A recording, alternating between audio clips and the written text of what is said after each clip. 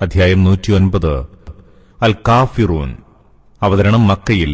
സൂക്തങ്ങൾ 6. ഒന്നാം സൂക്തത്തിലെ നിഷേധികൾ എന്നർത്ഥമുള്ള അൽ കാഫിറൂൻ എന്ന പദം തന്നെയാണ് അധ്യായത്തിന്റെ ശീർഷകം. മക്കയിലാണ് അവതീർണമായത്.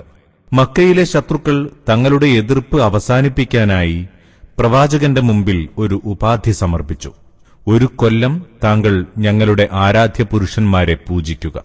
1 കൊല്ലം ഞങ്ങൾ താങ്കളുടെ ദൈവത്തെ ആരാധിക്കാം. ഇതിനുള്ള മറുപടിയാണ് ഇതിലെ ഉള്ളടക്കം.